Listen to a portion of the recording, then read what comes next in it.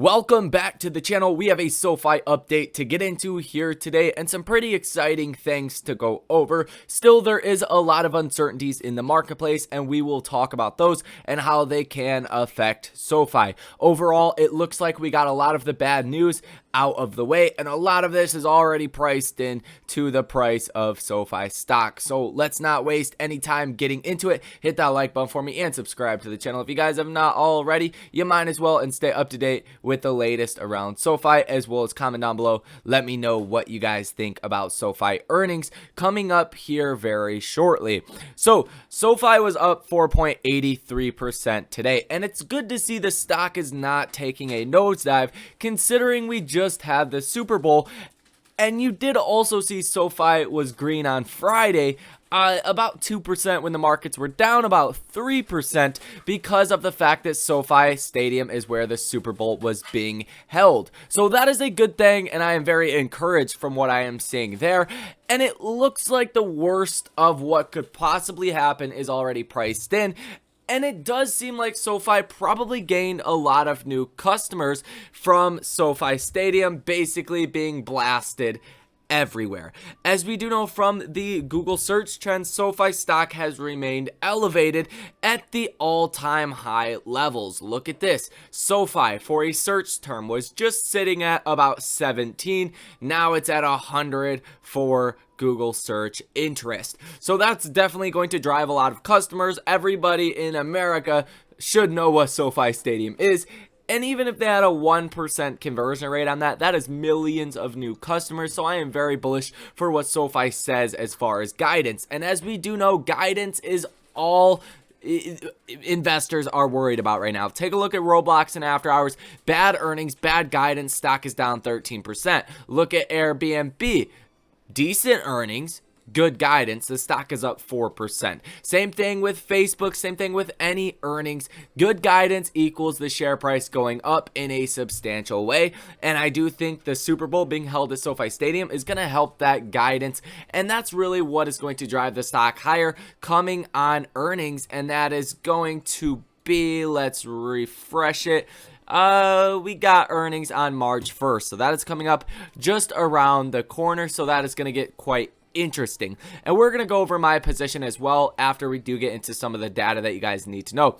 And as far as the short interest of SoFi, obviously it's not a short squeeze trade. You're not investing in SoFi for the short squeeze, but it is going to be a benefit once it actually does happen, because there is pretty much no way around it's not seeing a short squeeze once the shorts are actually in a position where they are losing on their positions. So you're seeing 19.03% short interest of free float, 117.61 million shares that are sold short. Cost to borrow max is going up at 5.47%, and the share utilization is at 89.69%. Days to cover at 2.88. So it's very hard to get out of their short positions when they do want to. So that looks good right there as far as the short squeeze aspect. And for the order flows for the day, you didn't see anything too crazy. Only 2 orders totaling $205.53 thousand. Positive order value of 3%. So not very positive right there, but you could see over the past week 79% positive order value, 47 orders totaling $19.86 million. If you guys are unfamiliar, this is not your retail investors buying a call or buying a put. These are institutional large orders, block trades, as well as sweep trades that are being picked up right here. So it's not the small guys, it's the big guys, and you want to see just how bullish they are. And on Friday, or well, yesterday, you did see 8 orders totaling $1.59 million, positive order value of 90%. So overall, the sentiment here is incredibly bullish. So keep that in mind. As far as what is going on around the world, I'm starting to think the whole Russian-Ukraine situation is just a bunch of bullshit. As you guys probably do know by now, the Ukraine president came out yesterday and said that the invasion was going to happen on Wednesday. So he basically said that and then came out about 10 minutes later and said he was sarcastic. So it doesn't really seem like something you would joke about all too much. But nevertheless, I don't think you can really take his word or the government's word for it, so you really can't take anybody's word for it. And there was news today that Russia is pulling back some of its troops, so I think the whole thing was just a bunch of bullshit, to be honest with you guys. And I'm really not concerned about that whatsoever at this current moment. I probably think there's an 80% chance, 85, 90% chance they do not invade, and that will not be a downward pressure on the markets.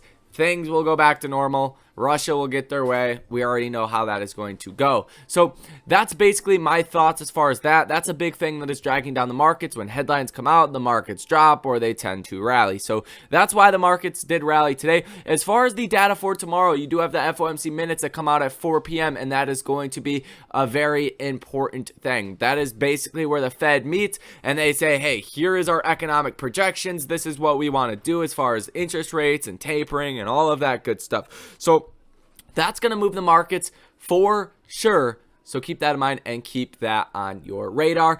As well as that, we do have a lot of other economic announcements that are coming out. And we could see, I don't have them written down anymore. But we have the PPI that came out today, which was, above expectations, but nothing to freak out about. That's the Producer Price Index. And you do also have a lot of Fed speakers on Wednesday, Thursday, and Friday. So keep that in mind. A lot of Fed speakers, they have different opinions, and they can also move the markets in one way or the other. The biggest thing is going to be the Fed and inflation, and the next inflation reading is going to be March 10th. The next actual FOMC meeting is going to be March 16th, and that is when you're going to see if interest rates are hiked up 0.25% or 0.5%. As of right now, 58.9% of market participants are expecting a 0.5% rate hike on March 16th.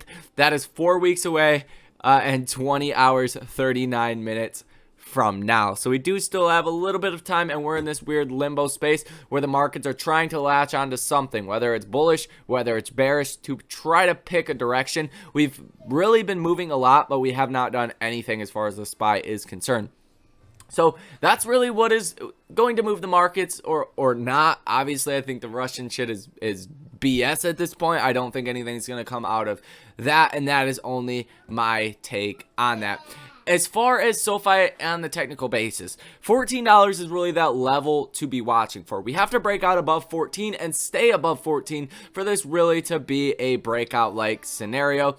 The 50-day moving average is at $13.84 per share. So if we break out above that, that is definitely going to be a good thing. And that's almost at that $14 price. So really, those two levels, that $14 price is going to be the most important thing. The Bollinger Bands, we did close right on this level here in after hours. That might push us up above that, and that is at $12.58 per share. This has been a resistance level, so if we can also break out above that, that's where I would start to put my money on making that move to about $14 per share. If we don't tomorrow, if we don't break out above that, then we're probably not going to see that move continuing to the upside. So keep that in mind. The big catalyst for SoFi is obviously going to be SoFi earnings and what guidance looks like going ahead into the future. As far as volume is concerned on the day, 50.7 million shares that did trade hands. And like I said, including after hours, you're up over 5%. So that most certainly is a great thing. And you should be happy with your current position if you're in SoFi. If you're not, consider averaging down. That is not financial advice. Just do what you guys want to do. This is a long-term buy and hold, a double, triple, 5x in the next couple of years. SoFi is changing the game. The MACD is bullish. This yellow line is above this blue line quite substantially, so that also does look good. But just keep in mind that $14 price is going to be that level. We're going to have to retest that. We're going to have to break that if we are even going to talk about going higher here in the short and mid term. So that is all for this video. Hit that like button for me. Subscribe to the channel as well as let me know down below in the comment section your thoughts on this video. Thank you guys for watching, and I will see you in the next one.